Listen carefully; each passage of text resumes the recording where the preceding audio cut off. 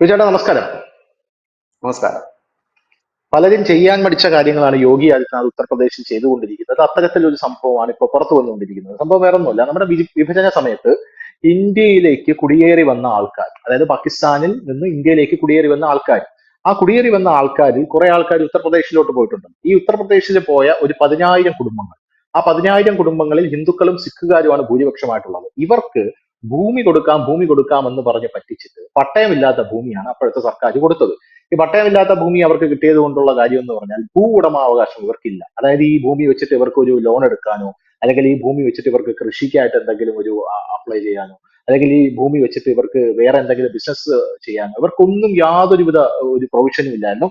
നമ്മുടെ രാജ്യത്ത് തന്നെ രണ്ടാം കിട പൗരന്മാരായിട്ടാണ് ഈ പാകിസ്ഥാനിൽ നിന്ന് ഇങ്ങോട്ട് കുടിയേറി വന്ന ഹിന്ദുക്കളും സിഖുകാരും ഒരു 10,000 കുടുംബങ്ങൾ ഉത്തർപ്രദേശിൽ കട നടന്നുകൊണ്ടിരുന്നത്. ഇപ്പോ മൊറാദാബാദ് കമ്മീഷണറായിട്ടുള്ള ആഞ്ജനേയ കുമാർ സിംഗിന്റെ നേതൃത്വത്തിൽ ഒരു കമ്മിറ്റി രൂപീകരിക്കാൻ യോഗി ആദിത്യനാഥ് പറഞ്ഞിട്ടുണ്ട്.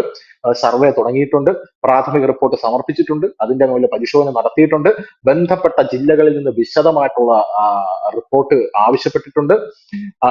ഇവര് പ്രധാനമായിട്ടും താമസിക്കുന്ന ലഖീംപൂർ ഖേരി, റാംപൂർ, ബിജ്നോർ, പീലിഭിത്ത് എന്നിവിടങ്ങളിൽ നിന്നുള്ള റിപ്പോർട്ടുകൾ സമർപ്പിക്കാൻ പറഞ്ഞിട്ടുണ്ട്. ഇവർക്ക് ഭൂമി നൽകി, പക്ഷെ എന്തുകൊണ്ട് ഭൂ ഉടമാവകാശം നൽകിയില്ല എന്നുള്ളതിന്റെ സമഗ്രമായിട്ടുള്ള വിവരം നൽകാൻ പറഞ്ഞിട്ടുണ്ട്. പോരാത്തതിന് ഇത് വെറുതെ അവിടെ നിന്ന് ഹിന്ദുക്കൾ ഇങ്ങോട്ട് വന്നു, അവനൊരു ഹിന്ദു ആയതുകൊണ്ട് ഞങ്ങൾ ഇത് കൊടുക്കുന്നു എന്ന് പറഞ്ഞല്ലേ യോഗി ആദിത്യനാഥ് ചെയ്യുന്നു. പുള്ളി അതിലൊക്കെ ഭയങ്കര സ്മാർട്ടാണ്.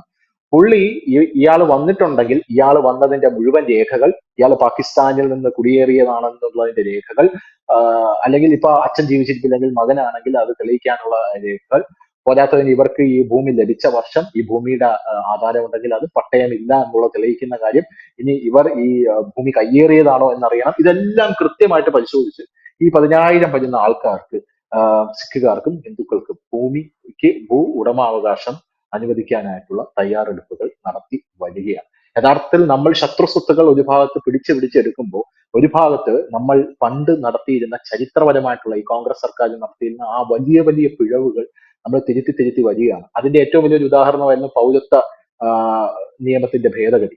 അതുപോലെ തന്നെയാണ് ഇപ്പോ ഉത്തർപ്രദേശിലും നടന്നുകൊണ്ടിരിക്കുന്നത്. എന്ത് തോന്നുന്നു? ഇടയ്ക്കിടയ്ക്ക് യോഗി ആദിത്യനാഥ് ഇതുപോലെയുള്ള വലിയ വലിയ കാര്യങ്ങളൊക്കെ ചെയ്യും. ഈ ഇടയ്ക്ക് സംഭാലിൽ 1978 നടന്ന കലാപത്തിന്റെ ഫയൽ ഓപ്പൺ ചെയ്തിരുന്നു പുള്ളി. എന്നിട്ട് പുള്ളി പറഞ്ഞത്, ഈ 1978 കലാപത്തിലെ ഫയൽ ഓപ്പൺ ചെയ്തിട്ട് പറഞ്ഞു, അന്ന് കലാപം നടന്നപ്പോൾ ധാരാളം ഹിന്ദുക്കൾ ഇവിടെ പ്രദേശം വിട്ടുപോയി.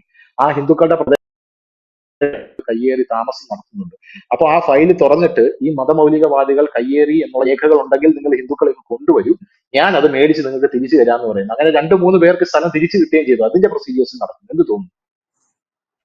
ഇത് ധനുഷ് ഇപ്പൊ സൂചിപ്പിച്ച കാര്യം തന്നെയാണ് കറക്റ്റ്. കാരണം ഉം. ഒരു നമ്മുടെ രാജ്യത്തിന്റെ ഭരണകൂടം എങ്ങനെയാണ് ഈ പറയുമ്പോൾ നമ്മൾ പ്രീണനം എന്ന് വെറുതെ പറഞ്ഞ പോലെ, കഴിഞ്ഞ ദിവസം ഒരു ചാനലില് ഒരു ഇസ്ലാമിസ്റ്റ് ചാനലാണ്, അതിനകത്ത് ഈ ശത്രുസ്വത്തിന്റെ കാര്യമൊക്കെ പറഞ്ഞ് വിലപിക്കുന്നത്. ഒരു ഭരണകൂടം എങ്ങനെയാണ് ഈ രാജ്യത്തെ ബഹുഭൂരിപക്ഷം വരുന്ന ഹിന്ദുക്കളെ പീഡിപ്പിച്ചത്? ഞാനത് പറയുമ്പോൾ ജാതിയും മതമൊന്നുമില്ല, യാഥാർത്ഥ്യമാണ് പറയുന്നത്, ചരിത്രമാണ് പറയുന്നത്, ഫാക്റ്റ് ആണ് പറയുന്നത്. രണ്ട് സംഭവങ്ങൾ പറഞ്ഞത്. ഈ സ്വാതന്ത്ര്യം ലഭിച്ചതിന് ശേഷം നമ്മളുടെ രാജ്യത്ത് പാകിസ്ഥാനും ഇന്ത്യയുമായിട്ട് വിഭജിച്ചപ്പോൾ ഈ പാകിസ്ഥാനിലുള്ള ഹിന്ദുക്കളും സിഖുകാരും ഇന്ത്യയിലേക്ക് പലായനം ചെയ്തിരുന്നു. അതുപോലെ തന്നെ പാകിസ്ഥാനിലേക്ക് പൗരത്വം എടുക്കാൻ ഇന്ത്യയിൽ നിന്നും പോയി. അതിനുശേഷം ഉം. 1964 ഈ ശത്രുസ്വത്ത് എന്ന് പറയുന്ന ഒരു നിയമം കൊണ്ടിരുന്നത്. അത് BJP കൊണ്ടിരുന്നല്ല, BJP 64 രൂപപ്പെട്ടിട്ട് പോലുമില്ല. അന്ന് കോൺഗ്രസ് ഉം. ഭരിക്കുമ്പോഴാണ് ഈ നിയമം കൊണ്ടിരുന്നത്. കൊണ്ടുവന്നതിന് ശേഷം ആഹ് അവർ അവർ പാകിസ്ഥാനിലേക്ക് പോയി, അവിടെ പൗരത്വം സ്വീകരിച്ച് അവർ അവിടെ പോയി. അവരുടെ സ്വത്തുക്കളാണ് ഇവിടെ കിടക്കുന്നത്. ഈ സ്വത്തുക്കള് അവരുടെ ബന്ധുക്കൾ എന്ന് പറയുന്നവരോ, ഇല്ലെങ്കിൽ അവരുടെ അനുഭാവികളോ, ഇല്ലെങ്കിൽ ആശ്രിതരോ ആയിരിക്കാം, അവരൊക്കെ ഈ സ്വത്തുക്കൾ കൈവശം വെച്ച് അനുഭവിച്ച് കൊണ്ടിരിക്കുകയായിരുന്നു. ലോൺ എടുക്കുന്നുണ്ട്, അവര് വിൽക്കുന്നുണ്ട്, അവിടെ സ്ഥാപനങ്ങൾ കെട്ടി ഉയർത്തുന്നുണ്ട്, അങ്ങനെ എല്ലാം അനുഭവിച്ച് മുൻപോട്ട് പോയിക്കൊണ്ടിരിക്കുകയാണ്. ഇതേ സമയത്ത് ഇതേ കാലയളവില് ഈ പറയുന്ന സിഖുകാരും ഹിന്ദുക്കളും വലിയ രീതിയിൽ ഉത്തർപ്രദേശിലും മധ്യപ്രദേശിലും ഒക്കെ വന്ന് അവിടെ താമസം ആരംഭിച്ചു.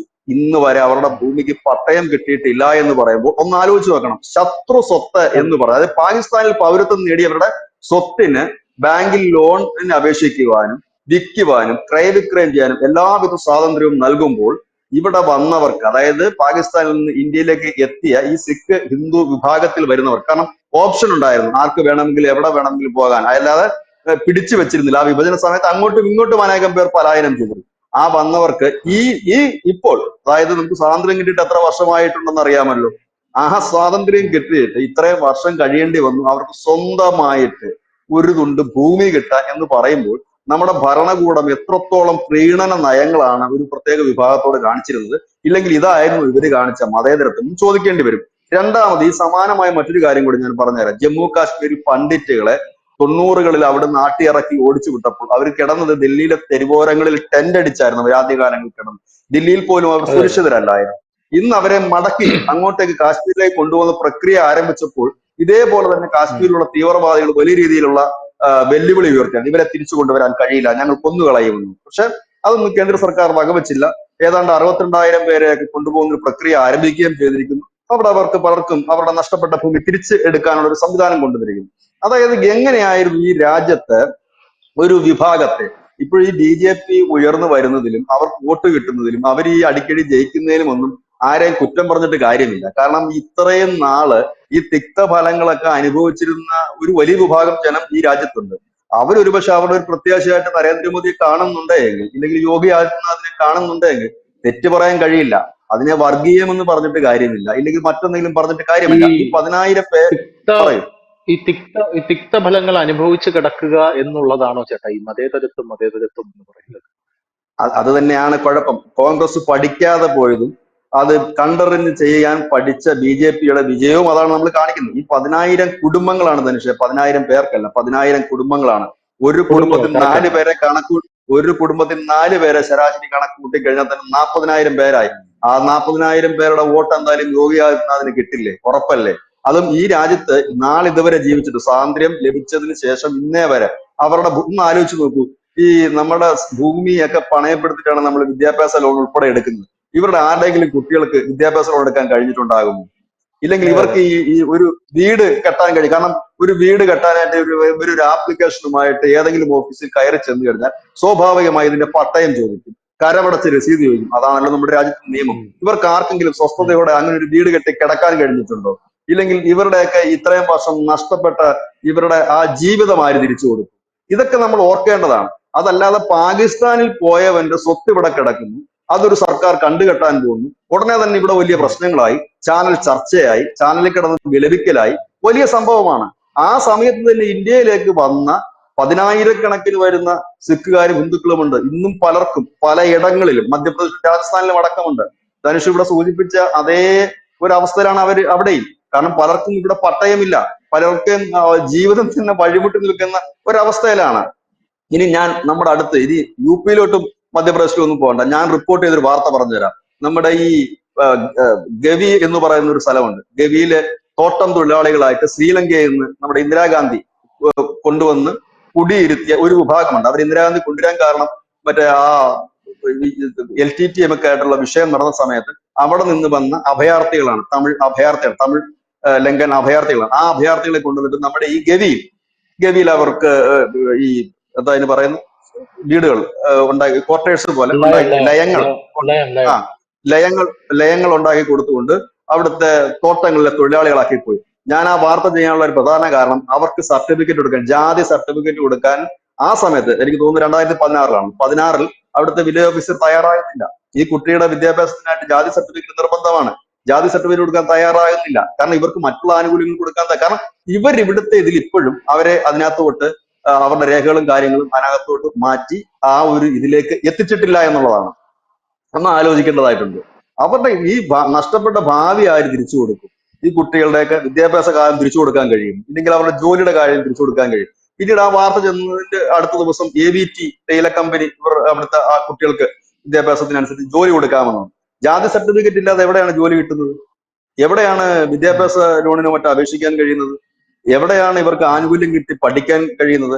അവര് ശരിക്കും പറഞ്ഞ ഷെഡ്യൂൾഡ് കാസ്റ്റ് വിഭാഗത്തിൽ വരുന്നവരാണ്. അവരുടെ ഒക്കെ ജീവിതം വഴിയടച്ചില്ലേ? അതിന് പറയുന്നത് ഇവരെ ഇവിടുത്തെ ജാതിയിൽ ഇല്ല, ഇവർ അവിടുത്തെ ജാതിയിൽ, എങ്ങനെ ഓരോ കാരണം പറഞ്ഞ് അകറ്റി നിർത്തുകയാണ്. ഇവരെ അന്ന് ഇന്ദിരാഗാന്ധിയുടെ കാലത്ത് കൊണ്ടുവന്നു വരുന്നവരാണ് ഇപ്പോൾ അവര്. അപ്പം ഇത് എല്ലായിടത്തും നടക്കുന്നുണ്ട്. അപ്പൊ ഒന്ന് ആലോചിച്ച് നോക്കിയേ. അതായത് ഇവരൊന്നും സംഘടിത ശക്തികളല്ല, ഇവരൊന്നും വോട്ട് ബാങ്ക് അല്ല. ഇവരൊക്കെ വന്ന് കേറി അവർക്ക് ജീവിക്കാൻ മുൻപോട്ട് വഴിയില്ല എന്നുള്ള ഒരു അവസ്ഥയിലാണ് നിൽക്കുന്നത്. ഈ പറയുന്ന ശത്രു സ്വത്ത് എന്ന് പറയുന്നത് ഇന്ത്യയിൽ ചെറുതല്ല. ഏതാണ്ട് 10,000-നടുത്ത് സ്ഥാപന ജംഗമ സ്വത്തുക്കൾ. ഈ ജംഗമ സ്വത്തുക്കൾ എന്ന് പറയുമ്പോൾ സ്വർണ്ണാഭരണങ്ങളും മറ്റുമൊക്കെയാണ് അതിന് നമ്മൾ പറയുന്നത്. സ്ഥാപന സ്വത്തുക്കൾ എന്ന് പറയുമ്പോൾ കെട്ടിടവും മറ്റു കാര്യങ്ങളുമായിട്ട് വരും. അത് തന്നെ ഏതാണ്ട് 1,00,000 കോടി രൂപയ്ക്കടുത്തുള്ള സ്വത്തുക്കൾ ഉണ്ടെന്ന് പറയുമ്പോഴാണ് അതേ സമയത്ത് ഇന്ത്യയിലേക്ക് എത്തിയിട്ട് സ്വന്തമായിട്ട് ഒരു തുണ്ട് ഭൂമി ഇല്ലാതെ ഇത്രയും വർഷം ഇവിടെ ജീവിക്കുന്ന ഒരു ജനവിഭാഗവും ഉണ്ട് എന്നുള്ള കാര്യം നാം മനസ്സിലാക്കേണ്ടത്. ശത്രുസ്വത്തിന്റെ കാര്യത്തിൽ നമ്മൾ വിലപിക്കുന്ന ആർക്കൊക്കെ വേണ്ടിയിട്ടാണ്? വലിയ സമ്പന്നനായ സെയ്ഫ് അലി ഖാന്റെ 15,000 കോടി ശത്രുസ്വത്ത് കണ്ടുകെട്ടിയപ്പോഴാണ് പ്രതിഷേധം വരമ്പുന്നത്. ഇവിടെ തലചായ്ക്കാൻ ഉം. സ്വന്തമായിട്ട് ഒരു തുണ്ട് ഭൂമി ഇല്ലാത്ത 10,000 കുടുംബങ്ങൾക്കാണ് ഇപ്പോൾ ഈ യോഗി സർക്കാർ ചെയ്തിരിക്കുന്നത്. ഇതൊക്കെ കൊണ്ട് തന്നെയാണ് ഈ യോഗിയെ പോലുള്ളവർ നിരന്തരം ജയിക്കുന്നത്. അതിനെ വർഗീയം എന്ന് പറഞ്ഞിട്ട് കാര്യമില്ല. കാരണം ഇത് കോൺഗ്രസിന് ചെയ്യാമായിരുന്നു. കോൺഗ്രസിന് സുന്ദരമായിട്ട് ഹാൻഡിൽ ചെയ്യാവുന്ന ഒരു വിഷയമായിരുന്നു ഇത്. കാരണം ഈ ശത്രുസ്വത്തെന്ന് അവർ തന്നെ കൊണ്ടുവരുന്ന നിയമം പോട്ടെ, ശത്രുസ്വത്തിന്റെ സ്വത്തുക്കൾ കണ്ടുകെട്ടേണ്ട ആവശ്യമില്ല. പക്ഷെ ഈ വന്നു കയറിയവർക്ക് ഉം. ഒരു തുണ്ട് ഭൂമി കൊടുക്കാമായിരുന്നു. അത് കൊടുത്തത് ഇപ്പോഴാണെന്ന് പറയുമ്പോൾ നമ്മുടെ രാജ്യം എത്രത്തോളം ആ, ഈ ഒരു ഒരു വിഭാഗത്തെ തഴഞ്ഞിരുന്നു എന്നാണ് നാം മനസ്സിലാക്കേണ്ടത്. ഒപ്പം തന്നെ ജമ്മു കാശ്മീരിൽ 90-കളിലാണ് അവിടെ നിന്ന് ഈ പണ്ഡിറ്റുകളെ അടിച്ചിറക്കി വിട്ടത്. അവർ പല ഭാഗത്തുമുണ്ട് ഇന്ത്യയുടെ. അത് ഡൽഹിയിൽ മാത്രമല്ല, തമിഴ്നാട്ടിലും ഒക്കെ ഉണ്ട്. ആ പണ്ഡിറ്റുകളൊക്കെ മടങ്ങിപ്പോകാൻ ഒരു സാഹചര്യം ഒരുക്കാൻ കഴിഞ്ഞത് 2019 നരേന്ദ്രമോദി വന്നപ്പോഴാണ്. അതിനിപ്പം മോദി വർഗീയമായി ചിന്തിച്ചെന്ന് പറയാൻ കഴിയില്ല. ഇല്ലെങ്കിൽ മോദിയെ അല്ല, ഇത് ചീത്ത വിളിച്ചിട്ട് മാത്രമല്ല, കാര്യമുണ്ടോ? ഇതിനകത്ത് നോർത്ത് ഈസ്റ്റിലോട്ട് നമ്മൾ എടുത്തു നോക്കി കഴിഞ്ഞാൽ ഈ ഇടയ്ക്ക് നമ്മളൊരു വാർത്ത വായിച്ചതാണ്. അവിടെയുള്ള ഏറ്റവും വലിയ ദളിത് വിരോധികളാണ് BJP എന്ന് പറയുന്നവരാണ് ഇവിടെയുള്ള കമ്മ്യൂണിസ്റ്റുകാരും കോൺഗ്രസ്സുകാരും. ഇതേ കമ്മ്യൂണിസ്റ്റുകാർ ഭരിച്ച ത്രിപുരയില് മറ്റേ ടെന്റ് അടിച്ച് കിടന്നിട്ടുള്ള ഒരു ഗോത്ര വിഭാഗമാണ് ബ്രൂറിയാങ് ഗോത്ര വിഭാഗം എന്ന് പറഞ്ഞ ഗോത്ര വിഭാഗം. ആ ഗോത്ര വിഭാഗത്തിലെ 40,000 ആൾക്കാർക്ക് അവർ വംശനാശം വന്ന് പോകാൻ പോവുകയായിരുന്നു.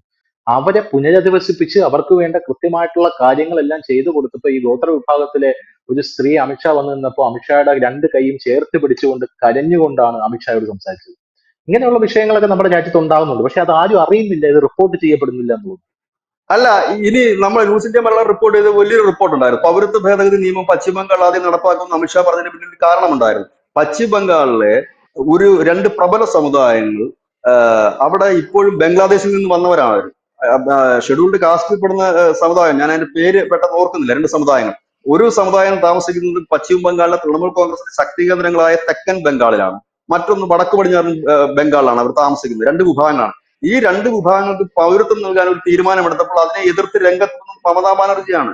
ഏറ്റവും വലിയ കൗതുകം എന്താന്ന് വെച്ചാൽ മമതാ ബാനർജി ഉൾപ്പെടെ ജയിക്കുന്ന മണ്ഡലങ്ങളിലും മമതാ ബാനർജിയുടെ തൃണമൂൽ കോൺഗ്രസിൽ ഏറ്റവും കൂടുതൽ മഠുവ എന്നാണ് ഒരു വിഭാഗത്തിന്റെ പേര്. മറ്റ് വിഭാഗത്തിന്റെ പേര് ഞാൻ പെട്ടെന്ന് ഓർക്കുന്നില്ല. ഈ രണ്ട് വിഭാഗം ചെറുതല്ല. 40 ലക്ഷത്തോളം പേരുണ്ട് അവരവിടെ. 40 ലക്ഷം. ആ 40 ലക്ഷത്തിന് പൗരത്വം പോലും കൊടുക്കാതെ ഇട്ടിരിക്കുകയാണ് പശ്ചിമ ബംഗാൾ. അതാണ് പശ്ചിമ ബംഗാൾ ഈ പൗരത്വ ഭേദഗതി നിയമം നടപ്പാക്കുമെന്ന് പറയുമ്പോൾ മമത എതിർക്കുകയാണ്. കാരണം അവർക്ക് പൗരത്വം കൊടുത്ത അതിന്റെ ബെനിഫിഷ്യറി ആയി വരുന്നത് BJP ആണ്. അവർക്ക് BJP ബെനിഫിഷ്യറി ആകുമോ അല്ലയോ അത് രണ്ടാമത്തെ കാര്യം. അവർക്ക് പൗരത്വം കൊടുക്കെങ്കിലും വേണ്ട. ഈ രാജ്യത്ത് എന്നും കുന്നും അവിടെയും ഇവിടെയും ഇല്ലാതെ ഈ രാഷ്ട്രീയക്കാരുടെ അടിമകളായിട്ട് ഒരു വിഭാഗത്തെ വെക്കണം എന്ന് പറഞ്ഞു കഴിഞ്ഞാൽ അതിനൊരു വല്ലാത്ത മനസ്ഥിതി എന്ന് നമുക്ക് പറയേണ്ടതായി വരും. ഏതായാലും അവിടുത്തെ കാര്യം അതാണ്. അപ്പൊ ഇന്ത്യയിൽ പൗരത്വം ലഭിക്കാതെ ഇപ്പോഴും കിടക്കുന്ന ഹിന്ദുവും ക്രിസ്ത്യാനിയും ഒപ്പം തന്നെ ഈ പറയുന്ന സിഖുകാരനും ഒക്കെ അനവധിയുണ്ട്. ഈ പൗരത്വ ഭേദഗതി നിയമം അവർക്ക് കൊണ്ടുവന്നൊരു നിയമം തന്നെയാണ്. കാരണം അവർക്ക് പോകാൻ വേറെ ഈ ലോകത്ത് രാജ്യമൊന്നുമില്ല. ഈ വന്ന് കിടക്കുന്ന ഈ പറയുന്ന മഠുവകൾക്കോ അല്ലെങ്കിൽ മറ്റു വിഭാഗങ്ങൾക്കോ പോകാൻ ഈ ലോകത്ത് ഒരിടവുമില്ല. അങ്ങനെയുള്ള ഇടത്താണ് അവർക്ക് പൗരത്വം നൽകുന്നില്ല. ഒന്ന്, അവർക്കുള്ള റേഷൻ കാർഡ് ഇല്ല, ഇല്ലെങ്കിൽ അവർക്കുള്ള ആനുകൂല്യങ്ങളില്ല. അങ്ങനെ എന്നാലോ അതിർത്തി കടന്ന് വന്നിട്ടുള്ള റോഹിംഗ്യ മുസ്ലിങ്ങളൊക്കെ അടക്കമുള്ളവർക്ക് ഇന്ന് പശ്ചിമ ബംഗാൾ 6 ജില്ലകൾ ഇന്ന് അവരുടെ കീഴിലാണ്. അസമിലെ 25 MLA-മാര് ഈ കുടിയേറിയ MLA-മാരായിരുന്നു. ഇപ്പോഴല്ല, നേരത്തെ ഉണ്ടായിരുന്ന MLA-മാർ അവരായിരുന്നു, മന്ത്രിമാർ അവരായിരുന്നു. അവരെല്ലാം ഈ അധികാരം പോലും കവർന്നെടുത്ത് മുൻപോട്ട് പോകുമ്പോൾ തദ്ദേശീയരായി ഇവിടെ ജനിച്ചു വളർന്ന് ഈ സംസ്കാരം പേറുന്നവരൊക്കെ തല ചായ്ക്കാൻ സ്വന്തമായിട്ട് മണ്ണില്ലാതെ കിടന്ന് അലയുകയാണ് ഇപ്പോഴും എന്നുകൂടി നാം ആലോചിക്കും.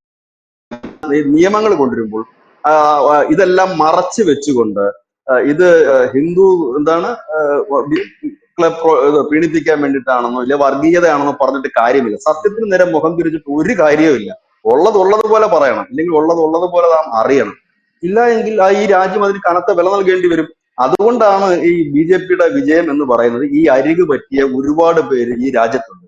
അവർക്ക് അരികെ ചേർന്ന് നിൽക്കാൻ അവർക്ക് കുറച്ചു പേർക്കെങ്കിലും കഴിയുന്നത് കൊണ്ടാണ് ആ പാർട്ടിക്ക് പലയിടത്തും ജയിക്കാൻ കഴിയുന്നത്. അതല്ലാതെ അവരുടെ കയ്യിൽ മാജിക് ഒന്നുമില്ല. ഹിന്ദു ഹിന്ദു എന്ന് BJP പറഞ്ഞുകൊണ്ടിരുന്നാൽ ഹിന്ദുക്കളൊന്നും പോയി വോട്ട് കൊടുക്കില്ല. അവരോടൊപ്പം നിൽക്കുന്നത് അതെ അവർക്ക് അതെ തോന്നലുണ്ടാകണം. ആ തോന്നൽ അവർക്ക് അതെ ഉള്ളത് കൊണ്ടാണ് അവർ പലയിടത്തും ജയിക്കുന്നത്. കോൺഗ്രസിന് അത് അവർ ഇന്ന് വരെ അവരെ ഒരു വോട്ടായിട്ട് പോലും കണ്ടിരുന്നില്ല എന്നുള്ളതാണ് കോൺഗ്രസിന്റെ ഏറ്റവും വലിയ പരാജയം. ഇന്ന് ചന്ദനക്കുറിയും ഗോപിയൊക്കെ ഇട്ട് നേതാക്കന്മാർ ഇറങ്ങുന്നുണ്ട് കോൺഗ്രസിന്റെ. ഇന്ന് ഇറങ്ങിയിട്ട് കാര്യമില്ല. അത് അങ്ങനത്തെ ഫാഷൻ പീരീഡ് നടത്തിയിട്ടും കാര്യമില്ല. ഇവർക്കൊക്കെ വേണ്ടിയിട്ട് നിലകൊള്ളണമായിരുന്നു. ആ നിലകൊള്ളാത്തതിന്റെ ഒരു തിക്തഫലം ഇന്ന് അവർ അനുഭവിക്കുന്നുണ്ട് രാഷ്ട്രീയപരമായിട്ട്. അവർ ഒരുപക്ഷെ മാറി ചിന്തിക്കുന്നുണ്ടാകാം ഏതായാലും. അപ്പൊ ഈ ശത്രു സ്വത്തിന് വേണ്ടിയിട്ട് ഇന്നലെയും മിനിഞ്ഞാന്നും ഒക്കെ നമ്മുടെ കേരളത്തിലെ അനവധി ചാനലുകൾ ചർച്ച നടത്തുകയും വാവിട്ട് നിലവിളിക്കുകയൊക്കെ ചെയ്തു. അവരറിയാൻ വേണ്ടി പറയുകയാണ്, ഈ ശത്രു സ്വത്ത് എന്ന് പറഞ്ഞാൽ പാകിസ്ഥാനിൽ പോയി സ്ഥിരതാമസമാക്കിയവന്റെ അനാഥമായ സ്വത്തുക്കളെ കുറിച്ച്. അനാഥമല്ല, അവിടെ ഒരുപാട് പേര് താമസിക്കുന്നുണ്ട്. അതായത് അവിടെ പൗരത്വമുള്ള ഒരാളുടെ സ്വത്തിന് ഇവിടെ ശത്രു സ്വത്തായിട്ട് ആണ് കണക്കാക്കുന്നത്. പാകിസ്ഥാനിൽ മാത്രമല്ല, ചൈനയിൽ പോയി 126 ഫാമിലീസ് ഉണ്ട്. അവരുടെ സ്വത്ത് നമ്മൾ ശത്രു സ്വത്ത് എന്നാണ് പറയുന്നത്. പക്ഷെ ആ സമയത്ത് ആലോചിക്കേണ്ടതായിട്ടൊരു കാര്യമുണ്ട്. അന്ന് പാകിസ്ഥാനിൽ നിന്ന് വലിയൊരു വിഭാഗം ഹിന്ദുക്കളും സിഖുകാരും ഇന്നും പട്ടയമില്ലാത്ത ഭൂമിയിൽ കിടക്കുന്നു എന്നുകൂടി ആലോചിക്കണം. അവർക്ക് നഷ്ടമായത് ഒരു വലിയ ജീവിതമാണ്, അവരുടെ കുട്ടികളുടെ ഭാവിയാണ്. അതെല്ലാം നമുക്ക് തിരിച്ചു കൊടുക്കാൻ പറ്റില്ല. കുറഞ്ഞ പക്ഷെ അവർക്ക് പട്ടയം കൊടുക്കുന്ന വാർത്തയെങ്കിലും കേൾക്കണം എന്നുള്ളതാണ് നമുക്ക് പറയാനുള്ളത്. താങ്ക് യു ബിജേട്ടാ. Thank you so much.